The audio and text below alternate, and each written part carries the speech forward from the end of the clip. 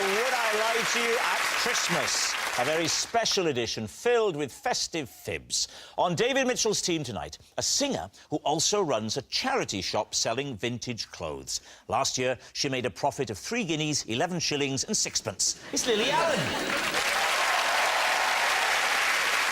And a brilliant musician who's responsible for the most powerful Christmas release since the time I ate 23 Brussels sprouts. It's Noddy Older.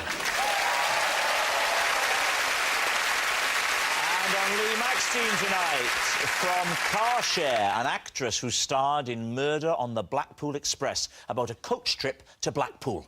Talk about suffering for your art. It's Sean Gibson. And a comedian who years ago sold ice creams for a living. I don't know which year exactly, but I'm guessing 99. It's James Acaster. We begin with round one, Home Truths, where our panellists read out a statement from the card in front of them. Now, to make things harder, they've never seen the card before. They have no idea what they'll be faced with. It's up to the opposing team to sort the fact from the fiction. And Noddy is first up. One December night, while dressed as Joseph, I had to shove a donkey off a country lane. Please, team. When was this, Noddy? This would have been mid-70s. So why were you dressed as Joseph? Well, a friend of mine used to have a party every Christmas time, just before Christmas. And it was always fancy dress. And this particular year, he wanted to feature the Nativity. And I originally wanted to be Angel Gabriel. Right. But he said, I'm not having you, Angel Gabriel. You can be Joseph. Why couldn't you be Angel Gabriel? Because of the accent? Probably. Oh, look, it's the little baby Jesus. So I got an old curtain round me and a tea towel on my head. Like tonight.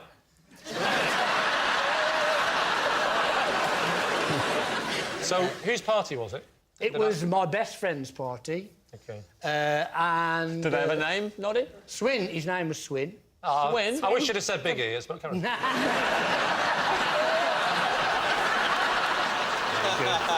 So, where does the donkey... So the time was getting on. It was 1 o'clock. I thought I'd better make my way home. And when I got outside, the air hit me and I felt a bit spacey and I think somebody had spiked my drink. So I set off and it sort of got worse and worse as I drove on. I was sort of blue flashing lights coming past me and all sorts. Those would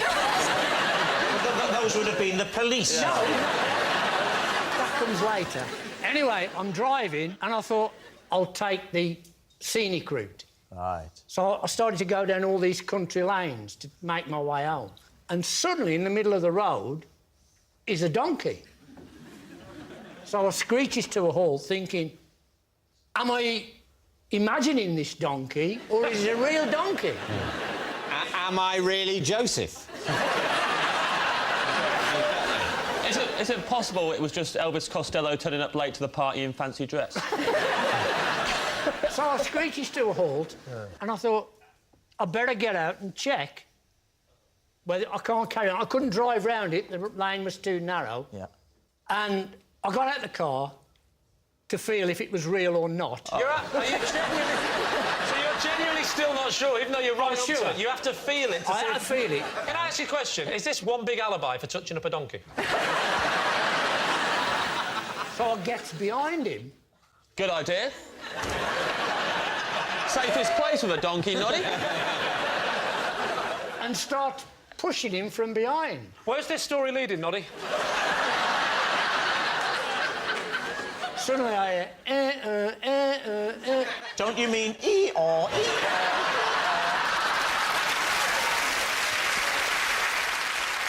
Of course, coming down the road is a cop car. Now, I'm used to, in those days, being pulled every night after late... It's Christmas, Noddy, it's Christmas. Anyway, they get out the car and do the usual. Here we are. Mr. Christmas, what's he doing now?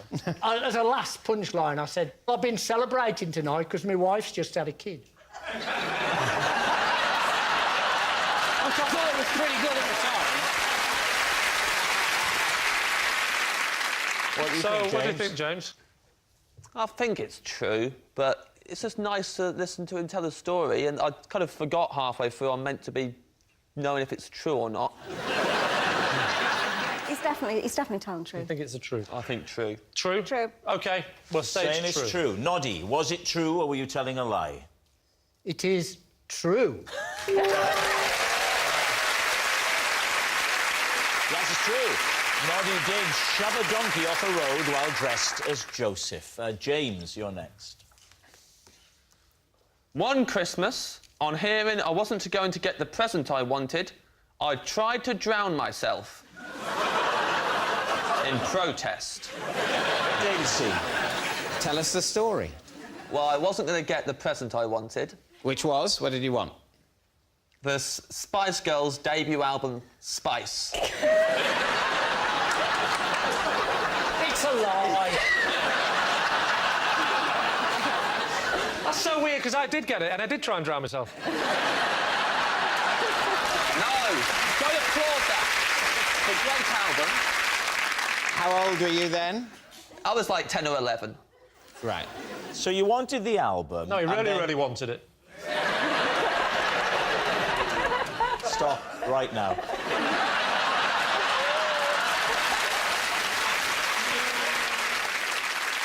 So you wanted the album. Yes, What I happened? really, really wanted it. In case it don't use mine in the edit, yeah?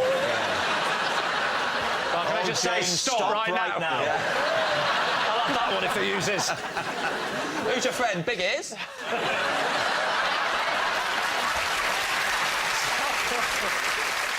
So what happened, James? I wanted the Spice Girls album, Spice. And so did my sister. We'd both been pestering our parents a lot for the album. My father decided he had to tell us before Christmas who was going to get the album or not, because he didn't want an upset on Christmas Day. And so he waited until we were in a safe space with the local swimming pool. We'd all gone for a family swim. Yeah. And- A lovely Christmassy thing to do. A lot of people do a lot of swimming in the run-up to Christmas. Because it was in honour of the 7 swans of swimming. Yeah. That's what we did. We were swimming, and then my dad called a family meeting. Shallow end? Shallow end, yes. Oh, you're not treading water during a family meeting. He said, right, it's a week until Christmas, and I'm just going to let you know that Ruth is getting the Spice Girls album. Ridiculous. Well, where were you then? Because at the time, I looked like I overreacted.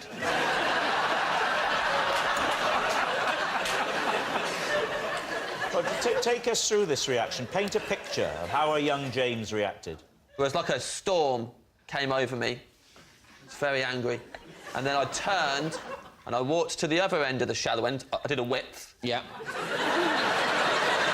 I would have stormed away, but it's very hard.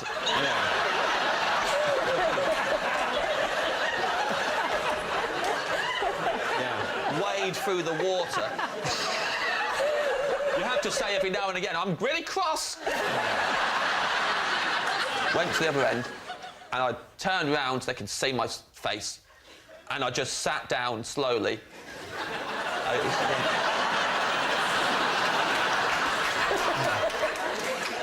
And I was under the water. I went, well, I was thinking this.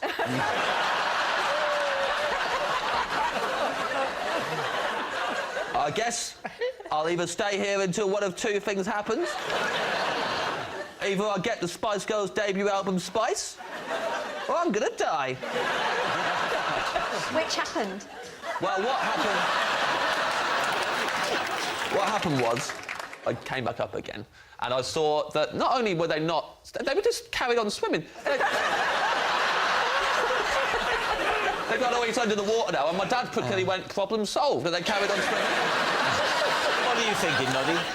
I just don't think his dad would do that. I think he'd buy 2 albums. Oh, I'm unaware that you knew my father, Noddy.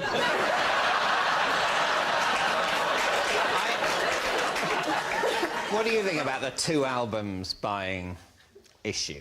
Well, like, as a parent, I just would have thought that just quietly, like, going off to HMV to buy an album is easier than taking the whole family for a group swim. So what are you going to say, David? What's it going to be? I think it's fun. I'll say lie. You think that you both think it's a lie?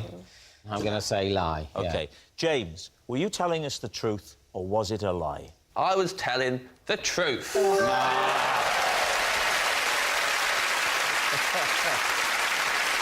Yes, it's true. James did try to drown himself in protest over his Christmas presents. Our next round is called This Is My, where we bring on a mystery guest who has a close connection to one of our panellists. This week, each of Lee's team will claim it's them that has the genuine connection to the guest, and it's up to David's team to spot who's telling the truth. So please welcome this week's special guest, Jerry.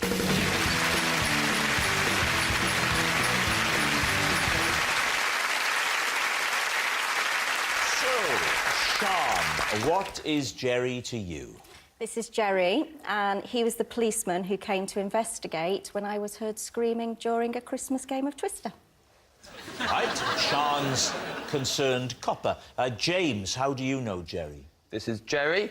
He's the fireman who every Boxing Day soaks me with water during a festive game of squirt.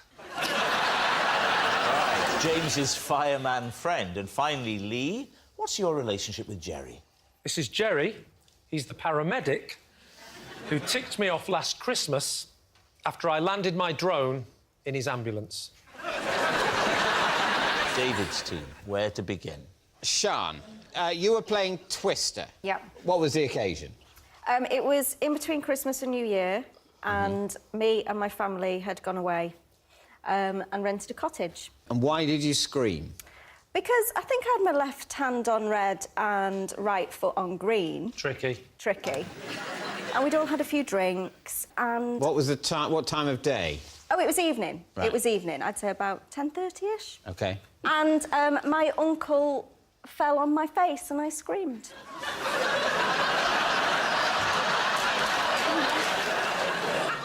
And you would scream, wouldn't you? You would scream. Was he a friendly uncle? Very friendly. If you've been affected by any of the issues raised in tonight's show, there is a website you can visit. It wasn't a horrific scream. It was fun. I was having fun. I was just a bit hysterical. Could you reproduce it, Sean? Could an actress of your stature reproduce it for us now? Imagine, Lee, is this uncle who's a little too friendly. You're never that happy when he turns up, no matter how many presents you think, oh, it's Uncle Lee. Oh. I like the way that you said she's a good actress, so she could play the part of the screamer, but I could just play the untoward uncle naturally. So, there you are. Why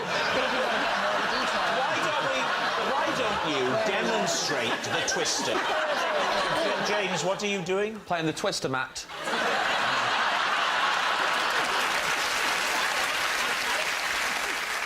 It wasn't a scary scream. It was like a... because I was having fun scream. How did the neighbour next door hear it if it was just a little scream? Did the uncle let out anything as well? Did I certainly did not. So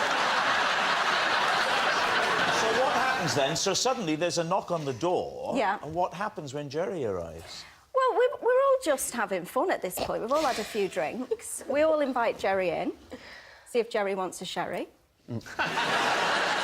He was really lovely about it. Right. So is there a police station in this village? And they're all on duty at Christmas week, are Well, they? there's always got to be a policeman on duty somewhere. To look out for madmen like you pushing donkeys down lanes. Now, what about James? OK, James. Just remind us, James, what it was that you said. Jerry is the fireman who every Boxing Day soaks me with water during a festive game of squirt. Oh. OK. What's going on? Squirt is a game. Is it? Yeah. 2 teams of firemen. OK, so that's... For a game of squirt, the first thing you need is 2 teams of fire. And they go either side of a river.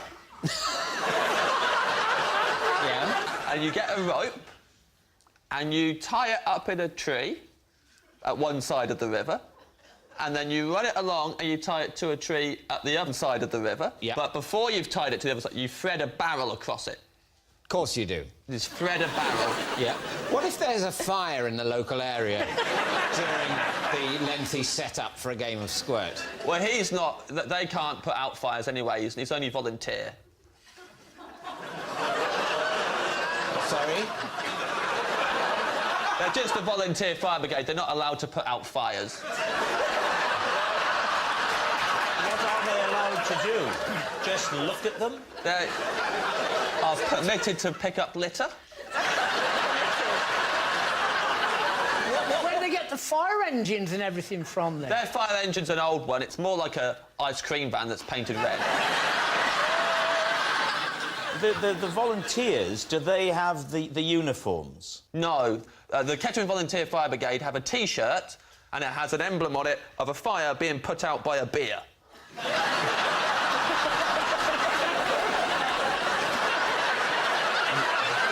Talk us through the rules of squirt. OK.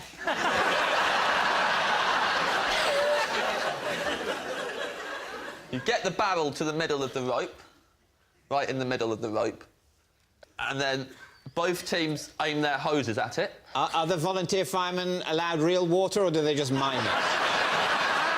No, they're allowed water, they just can't aim it at a fire. OK. If there was a fire, they would have to turn the hose off. Right.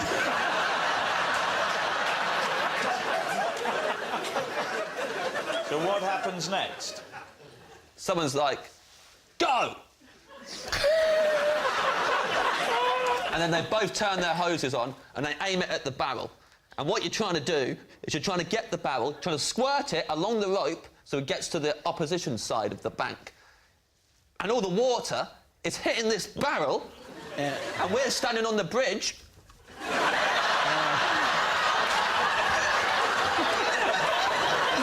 Getting soaked. Yeah. And then you walk home going, good squirt this year. Right, now then, what about Lee? How did you come to land the drone in Jerry's ambulance? We have this really weird tradition in our house where we like to keep dry. And so I thought, what I'll do is I'll fly my drone, but I'll stay in the house. And the window was open, and I thought... The window was open because it was a very hot Boxing Day. The window was open. The window was open because my wife always has the heat on very high over Christmas, and I'm not a fan of radiators, so I opened the window. Yeah. And I was practising in the bedroom, and I thought, I'm so in control of this, rather than go downstairs and fly it, I'm just going to go straight out the window. Was the drone a Christmas present? The drone was a Christmas present, correct. Who gave you a drone for Christmas? Not you, because you got me nothing. Yeah. It was my wife. Your wife got you... It's a very romantic present. A drone. She's heard me say it to her a lot during the year. Drone, drone. Why was there an ambulance there? Had your wife called it as a precautionary measure? The ambulance was actually the house over the road, and as I was flying the drone, I looked over, and a man was carried out on a stretcher. And I think, can't quite see what's going on, but I thought I'll have a little look at that.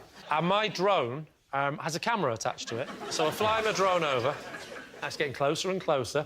You know, I'm getting quite a good... It can help, I think, when someone's just had a heart attack or something. Something shocking or strange can really helps them really get it together. I thought so. And so I was watching it and I thought, this is interesting. And then he gets put in the back of the ambulance and the doors stay open and Jerry goes in the back. I think, I'll have a little look, see what's going on. So I get a bit closer. And now I'm hovering just outside the back doors. Yeah. And I pushed forward a little bit too much and the drone went straight into the back of the ambulance, striking Jerry on the back. This presumably hurt Jerry because the rotors of a drone are very fast. Yeah, he was a good 3 or 4 inches taller than this last year. So Jerry spots you leaning out of your bedroom window with a remote control. What does he then do? Oi! I said, give me my drone back! I can't really repeat what he said on television. Okay, he swore. Because... No, he's French and I don't understand French. All right, we need an answer.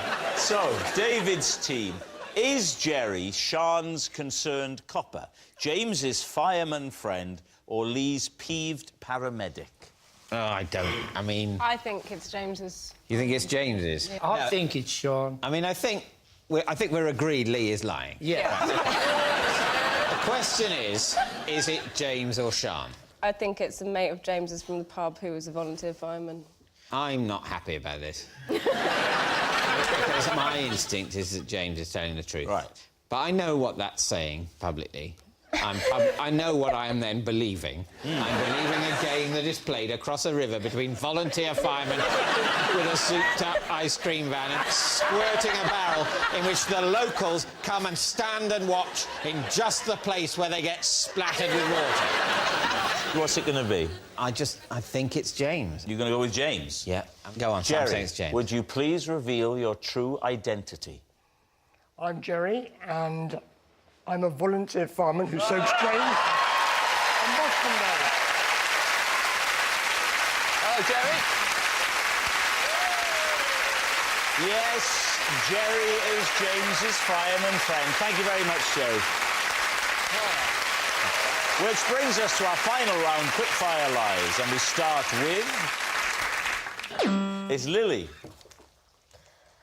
Until last year, I believed that reindeer were fictional creatures like unicorns, until my 6-year-old daughter told me the truth. Please, team. Until how long ago? Last year. Oh.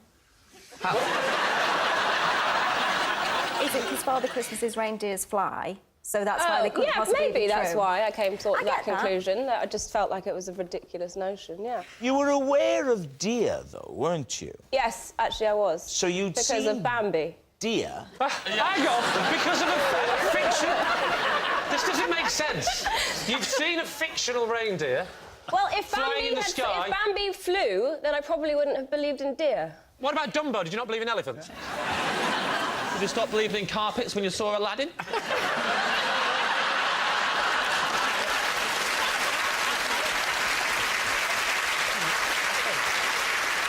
You know, I remember my ex-husband telling me that the moon was made of cheese, and I believed that. Like, there are things that I... I think we should stop here for a second. You genuinely believed what your husband said when he said the cheese? Well, I thought maybe it had, like, the same chemical makeup as cheese. Can I just point out, Lily, you are saying this out loud on television. Wow. Let's go back to the conversation between you and your little girl. How did it come about and what did she say? I was going to take them on a trip to Lapland. Right. My daughter said, "Are there going to be reindeer?" And I said, "Don't be ridiculous. Reindeer aren't real." What was her reaction to that? She had been to another farm in Gloucestershire and had seen some reindeer, so she knew that reindeer were real. And how long did this carry on? Until I googled reindeer.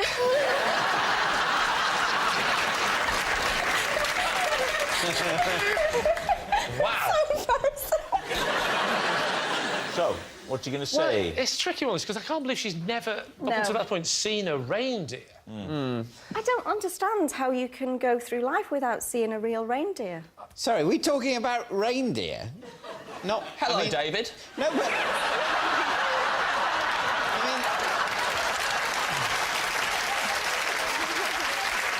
Sorry, because reindeer, they don't exist, do they? No, Grandpa's woken up from his sleep on Christmas Day. You can definitely go through your life without seeing reindeer. No, you can't. They're not like pigeons. So what's it going to be, Lee? Let's go for a decision. I mean, I still can't believe that giraffes are real. I've been to the zoo and I've seen giraffes. I still don't quite believe they're real. Did you get out and feel it like Noddy would?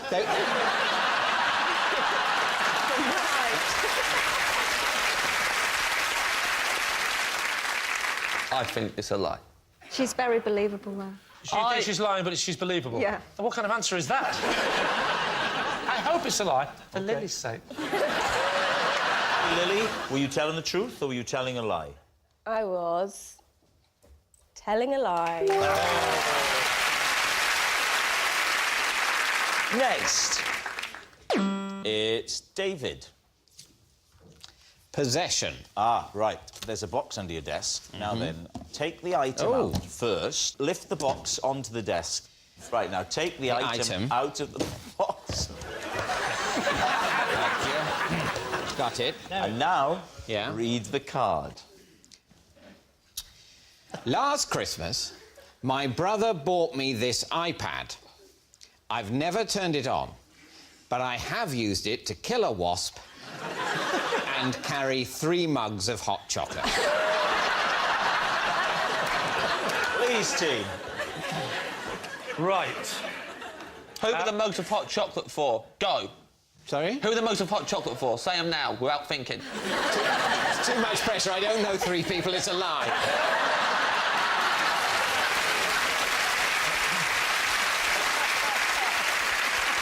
Who were they for, David? They were for my wife, for me, and for my mother. Where were you taking them to? I was taking them from the hot chocolate making room to the hot chocolate consumptorium.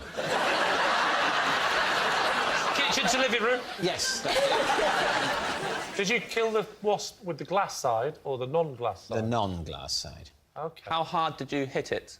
Well, it's dead.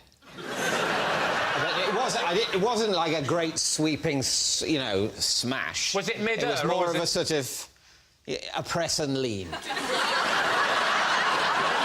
Lulled it into a false sense of security with my terrified whimpers. And then at a certain point, it settled on a flattish surface, and then I went in with the press and lean. If you kill a wasp, you don't slowly press it like a psychopath. He only said that he does the push and press because he knew that there wasn't any dints on it. No. I'm not saying I gradually... As soon as I was pressing, I pressed quickly. I didn't want to extend its suffering. I wasn't whispering stories about, do you find the room is getting smaller, Mr. Wasp? I'm sure you must be imagining it. You're finding your little antennae are getting a bit cramped. Oh, what next? Try and move a wing. Oh, you can't.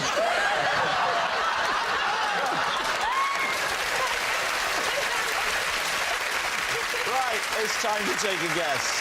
You say it's a...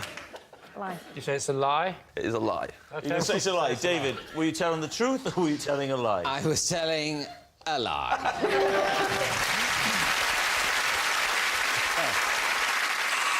That noise signals time is up. It's the end of the show. I can reveal that Lee's team has won by 4 points to 1. Thanks for watching. We'll see you next time. Good night.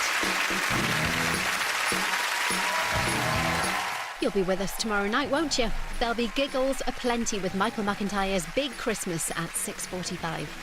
And Romesh Ranganathan is also getting in the spirit. Check out Christmas Misadventures in the Arctic on iPlayer.